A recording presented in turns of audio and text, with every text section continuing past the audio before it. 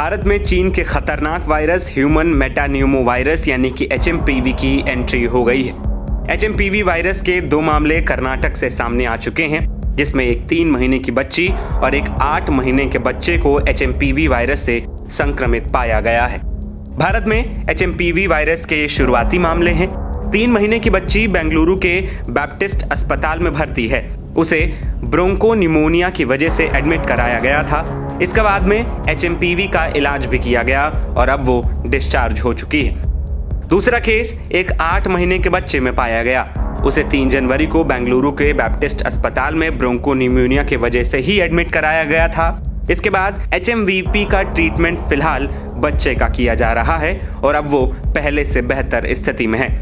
वहीं चौंकाने वाली बात यह है कि स्वास्थ्य मंत्रालय के मुताबिक ये दोनों बच्चे किसी दूसरे देश से घूमकर नहीं आए थे। HMPV वायरस के बारे में चीन की ओर से अभी तक कोई खास जानकारी नहीं दी गई। ऐसा लग रहा है कि चाइना HMPV वायरस को लेकर बिगड़ी स्थिति पर बहुत कुछ छिपा रहा है, लेकिन इतना जरूर सामने आया कि इसके लक्षण कोरोना वायरस संक्रमण जैसे ही हैं। हालांकि ऐसा कहा जा रहा है कि HMPV वायरस से संक्रमित मरीजों में मृत्यु दर अभी न के बराबर है।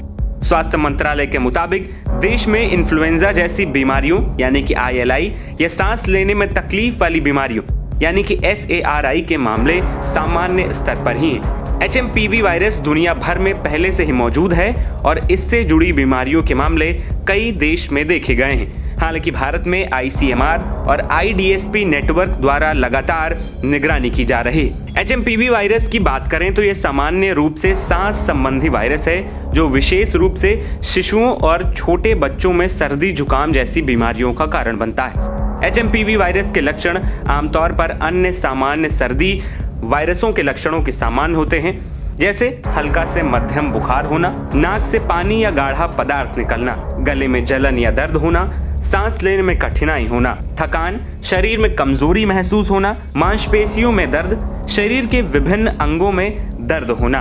वहीं इस वायरस को लेकर देश के स्वास्थ्य मंत्रालय ने लोगों को चिंता न करने की सलाह दी है। कुछ खबरें चल रही हैं मीडिया में जिसमें ये कहा गया है कि चाइना में मेटान्यूमो वायरस का एक आउटब्रेक है और सीरियस है। हमें ऐसा नहीं लगता इन द सेंस कि यहाँ पे मेटान्यूमो वायरस एक नॉर्मल रेस्पिरेटरी वायरस है जो जुकाम जैसी बीमारी करता है, या कुछ लोगों में फ्लू जैसे सिम्टम्स हो सकते हैं, खासकर जो बहुत बूढ़े लोग हैं या बहुत 1 साल से कम उम्र के बच्चे हैं।